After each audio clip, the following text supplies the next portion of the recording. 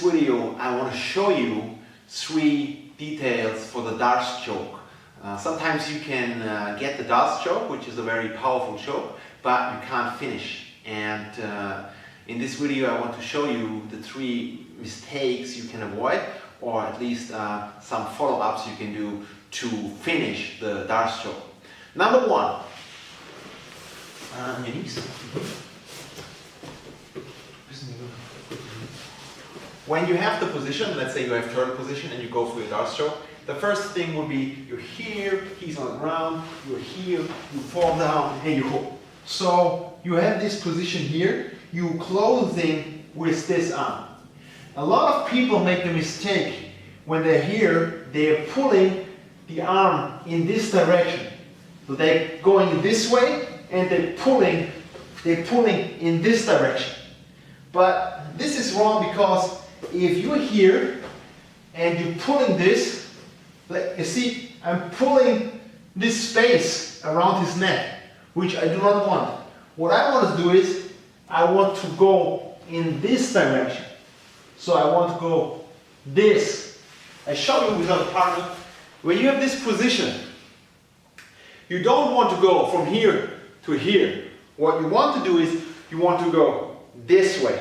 You want to do this and this, like you cut with the blade of your arm, you cut his throat or his neck. Let's go this way. So you see I'm here. You see when I'm here, you do this arm. I've closed the choke. The bone of the wrist, the little bone of the wrist is at his side of his neck. And now instead of going this way, I'm going this. I'm pulling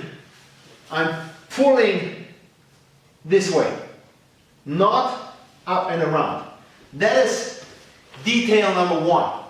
Number 2, when you're in this position, you have this choke.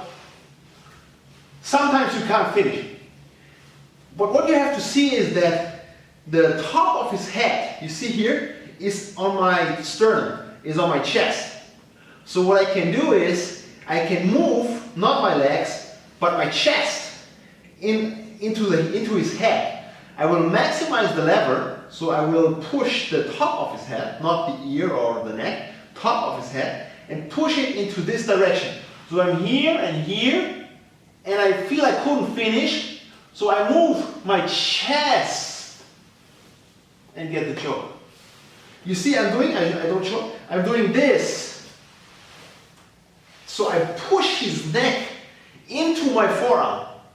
You see I'm here, I pull this in this direction, and this part in this direction. So I go into both directions. So I push his head in this way and push against his neck here. So it's like a scissor, you see? That is number 2, very important detail for finishing the choke. If number 1 isn't enough, you can add this. Number 3 is what I call the reverse Darce Choke. What sometimes happens is, you're here, you want to finish, you can't finish, you do the roll, and you end up here. That's it, here. You end up here, you have the Darce Choke still, but you can't finish. So what you can do is what I call the reverse Darce. You are here, you let go, you switch the end to the other side, you come here and you choke here.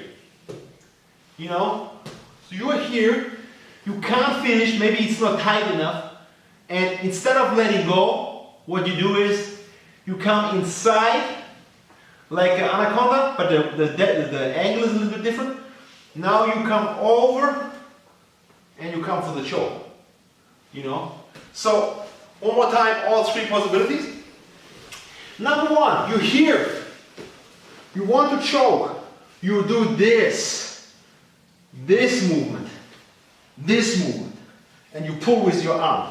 This is number 1. Pull this way. Number 2, if this isn't enough, you push with your chest against the top of his head.